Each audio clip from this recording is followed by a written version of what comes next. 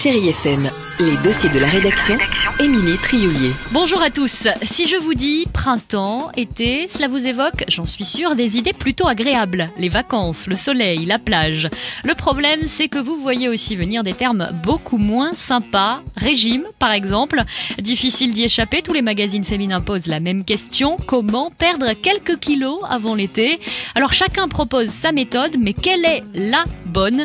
Écoutez la réponse d'une nutritionniste, Solveig Darigaud-Dartinet. L'idée, c'est vraiment de ne pas rentrer dans un système de régime, méthode, etc. Je dirais que dès qu'il y a une méthode, c'est dangereux. Pour moi, c'est dangereux. Quand il n'y a pas de méthode et qu'on va vous faire du personnalisé, mais en s'appuyant sur votre façon de manger, parce qu'en fait, ce qu'il faut régler, c'est le problème concret de comment vous mangez pour que je vous dise comment il faudrait améliorer les choses.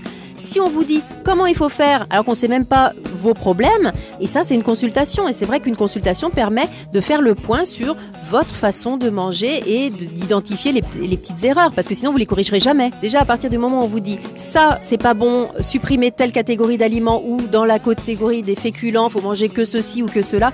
Déjà, ça, c'est pas bon. Il n'y a pas de hiérarchie dans les aliments et dès qu'on vous en met une, il y a anguille sous roche. Vous l'aurez donc compris, il n'y a pas de recette miracle. Mais faisons un test. Qui ne connaît pas quelqu'un qui a testé le régime Dukan ? Réponse, personne. C'est le régime phare du moment. Pierre Dukan est la personne qui a vendu le plus de livres en 2010. Alors question, le régime Dukan, ça marche ou pas? C'est dangereux ou pas? Ce qui marche, c'est effectivement la perte de poids spectaculaire, ça c'est vrai. D'autant plus quand on a beaucoup de poids à perdre. Donc une personne qui a plus de 10 kilos à perdre aura un résultat très rapide. Une personne qui a 2 à 3 kilos à perdre sera peut-être moins tentée par ce régime un peu délicat, dans la mesure où les protéines sont très mises en avant. Viande, poisson, œufs, voire des protéines sous d'autres formes. À moyen terme, il y a une reprise de poids également spectaculaire, mais comme dans tout régime, que ce soit la restriction des féculents ou la restriction des graisses, on a toujours un retour de bâton parce que l'organisme ne supporte pas une restriction de ces types au-delà de 21 jours. Ça présente un danger. Et ce qui est dangereux aussi quand on se lance dans un régime, c'est de se mettre trop la pression, surtout quand on vit en couple ou quand on a une famille.